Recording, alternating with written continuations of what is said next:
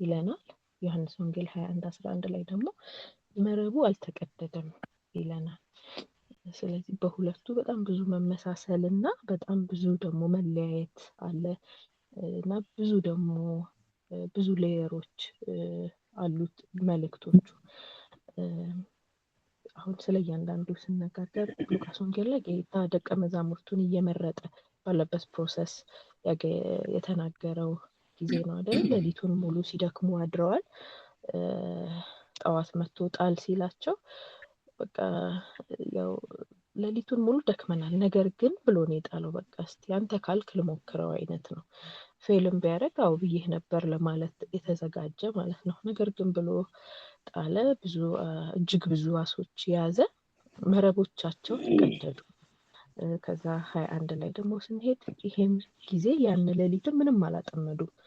ያኔ ምን አለ በስተቀኝ በኩል ጣሉት፣ ሲጎትቱት አቃታቸው፣ መረቡ አልተቀደደም። ይሄ ነው። ይሄ የዮሐንሱ ጊዜ ኢየሱስ ከሙታን ከተነሳ በኋላ ነው እንደምናውቀው።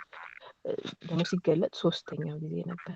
እዚህ ሁለቱም እንደሚያመሳሰላቸው ከሰርፌስ ሌቭል በቃ አንድ ዙር ስናነበው ከሚገባን ኦር ለኔ ከገባኝ ልጀምርላችሁ። በቃ አንድ ዙር ሲታይ ሁለቱም ከማጣት በኋላ ነው የመጡት ምሪቶቹ። ሁለቱም ላይ ሌሊት ሙሉ ሲታገሉ አድረው ጠዋት ላይ የመጣላቸው ነገር ነው። በሱ ምሪት ናቸው ሁለቱም። ከዛ ግን ልዩነቱን ደግሞ ስናየው የሚለያቸው ያኛው ከትንሳኤ በፊት ነው፣ ይሄ ደግሞ ከሱ ትንሳኤ በኋላ ነው። የመጀመሪያው ላይ ሉቃስ ላይ ስላጠመዱት አሳ ተደንቀዋል። ልብ ካላችሁት በቃ ብዙ አሳ አጠመዱ፣ መረቦቻቸው ተቀደዱ። በቃ ጓደኞቻቸውን እየጠሩ ምናምን ስለሱ ስለ አሳዎቹ ሲደነቁ ነበረ። ሁለተኛው ላይ ግን ስለ አሳም አላወሩም። በቃ ዞረው ከኢየሱስ ጋር ነው ቁጭ ያሉት። የመጀመሪያው ላይ ወደ ጥልቁ ጣሉት ነው ያላቸው፣ ሁለተኛው ላይ ወደ ቀኝ ጣሉት ነው ያላቸው ማለት ነው። አሁን ይሄንን ከመረዳት አንግል ደግሞ ስናየው ሁለቱም ቦታዎች ላይ የሚያወራልን መጀመሪያ ሳናውቀው ወይም ጌታን በማናቅበት ጊዜዎች ራሱን ሊያስተዋውቀን በሚመጣበት ጊዜ ልክ ደቀ መዛሙርቱ ሳያውቁት ሳይከተሉት ባገኛቸው ጊዜ ሉቃስ ላይ ያን የመከተል ፕሮሰስ ላይ ያሉ የሚመጡ ብልጽግናዎች የሚመጡልን በረከቶችን ማንነታችን አንዳንዴ ላይሸከም ይችላል የሚል ነገር ነው የገባኝ።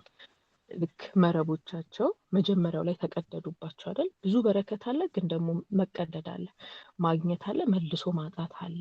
ሁለተኛውስ ላይ ግን ስናየው ብዙ በረከት አለ፣ እሱም ግን አይቀደድም። ሊያውም በኋላ እናያለን አንድ መረብ ነበር ሁለተኛው ላይ፣ መረቡ አልተቀደደም ነው የሚለው። ስለዚህ ብዙ በረከት አለ፣ ማጣትም የለም ማለት ነው። ይሄ መቼ ነገራችንን ጥለን ከተከተልነው በኋላ እዚህ ጋር የሚያበቃ ይመስለኝ ነበር የዚህ ቃል ሚስጥር። ግን አሁንም ሌላ ሌየሮች ደግሞ አሉ። እሱ ሁሉን ጥለን ከተከተልነው ሪቾ ጸሎት ላይ እንዳለችው አንደኛ ጌታ ኮንፈርም ያደረገልኝ ይሄኛውን ነው። አስቀድመን ጽድቅና በረከቱን ስንፈልግ ሌላ ሁሉ ይከተለናል። በቃ ዮሐንስ ወንጌል ላይ ጥለው ተከትለውታል። በአንዲት መረብ ሳያውቁት በፊት ያልያዟቸው አይነት አሶች ያዙ ማለት ነው። ስለዚህ ጽድቁን ስንከተል በረከት ይከተለናል፣ መረባችንም አይቀደድም፣ ማንነታችን ክራክ አያደርግም። ምክንያቱም እንትናችን በቃ ሱሳችን ወይም ፍላጎታችን አሳው ላይ አይደለም ኢየሱስ ላይ ስለሚሆን ማለት ነው።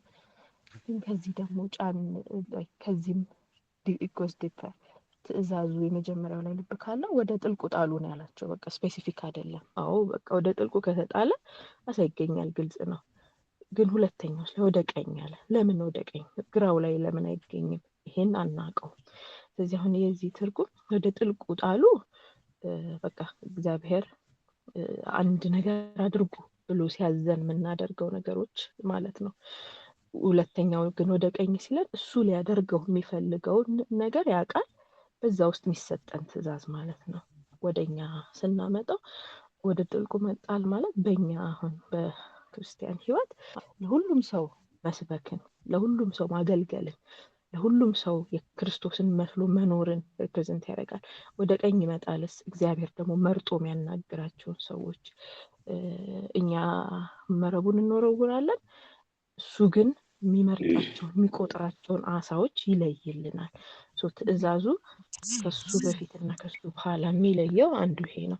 ሁለተኛው ደግሞ መረቡ ደግሞ ሉቃስ ላይ ብዙ መረቦች ነበሩ፣ ዮሐንስ ላይ ግን አንድ ነው።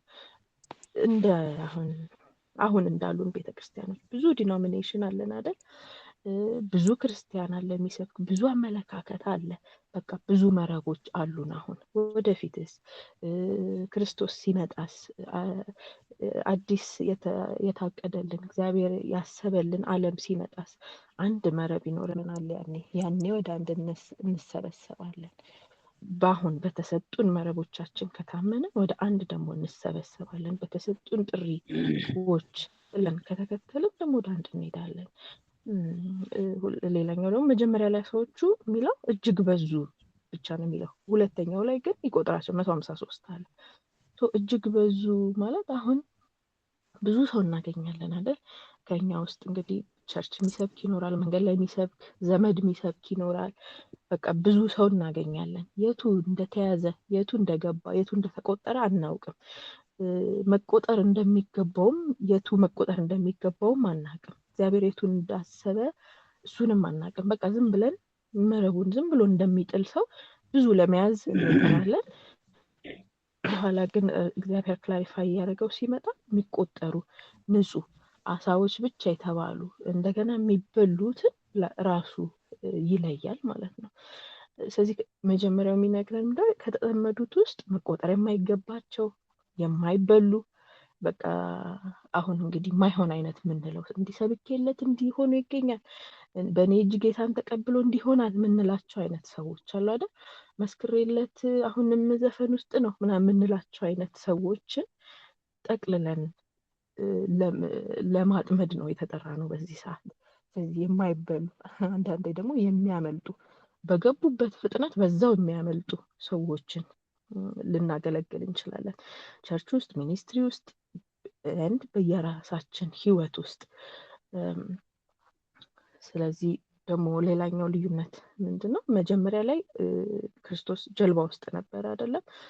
ሁለተኛው ላይ ግን ምድር ላይ ሆኖ ከሩቅ ሆኖ ነው ያዘዘው። ስለዚህ በቃ አሁን አብሮን አለ፣ ያለማመደናል፣ እንዲበሉ እንዲያበሉ ይለናል። ኋላ ግን ሰማይ ሆኖ ነው የሚፈርደው ክርስቶስ በዛ ሰዓት። አሁንም እንግዲህ 1000 ቤተክርስቲያኖች ቢኖሩ በአንድ ከተማ እሱ ጋር ስንሄድ 1000 ሆነን አይደለም የምንሄደው። አሁን በእያንዳንዳችን ውስጥ በእያንዳንዳችን ጀልባ ውስጥ አለ፣ ምንሰራውን እንሰራለን። እሱ ግን ወደ ሰማይ ሲሄድ አንድ መረብ ውስጥ እንቀመጣለን። እኩል ጀጅ ያደርገናል፣ እኩል ይቆጥረናል ማለት ነው። ስለዚህ መጀመሪያ ላይ ደግሞ ካየነው ትተው ተከተሉት አይደለም? ሁለተኛው ላይ ግን ያው ትተው ተከተሉት፣ ግን ስለ አሳዊ ይደነቁ ነበር። ሁለተኛው ላይ ግን ወዲያው ተያዘ፣ ቁጥሩ ታወቀ፣ ቁጭ ብለው መብላት ጀመሩ።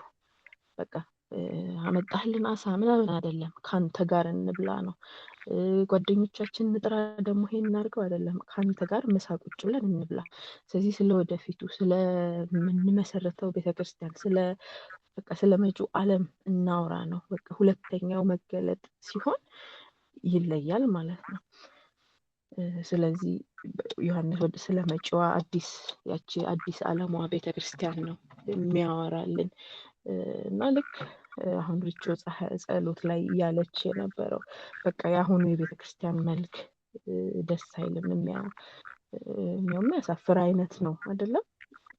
ይሄ እዚህም ላይ ነው ኮንፈርም ያደረገልኝ። እንዲህ ቤተክርስቲያን መልክ ቢያስጠላን፣ የሚቆጠር ማይቆጠር ቢሆን፣ የሚገባው መልሶ የሚወጣ ቢሆን፣ ሲታይ የሚያስጠላ ቢሆን፣ ለሰው ማያምር ቢሆን በቃ እኛ ስራችንን እየሰራን ነው። በእግዚአብሔር ቃል መሰረት ወደ ዓለም ሂዱ፣ ወንጌልን ስበኩ በተባልነው መሰረት እኛ በቀረበልን ዓለም መሰረት መረቦቻችን ሁሉ ጥለናል። ግን ያንን ቢቀደድም ባይቀደድም ጣሉ ነው። ከዛ በኋላ እንከተለዋለን። መጨረሻ ላይ አንድ መረብ ውስጥ ያደርግልናል። ያ መረብ አይቀደድም። ያ መረብ የሚቆጠሩ ንጹህ ለራሱ የለያቸው እንዴት አድርጎ እንዳስገባቸው ማናቃቸው ግራ ላይ ለምን አልተገኙም ቀኝ ላይ ለምን ተገኙ ብለን ልንመልስ ማንችለው ራሱ መንፈስ ቅዱስ የሚመርጣቸውን አሶች ይሰጠናል። ስለዚህ አሁን ማለት የምፈልገው በቃ በሰዎች በቤተ ክርስቲያናችን መልክ በምእመናን መልክ አንድከም። የሚመርጠውን እግዚአብሔር ይምረጥ። የሚሰፋውን መረብ ራሱ ይስፋ። በዚህ ጣሉ በዛ ጣሉ የሚለውን እሱ ይለይልን። ይሄ ነው መልእክቴ። አመሰግናለሁ።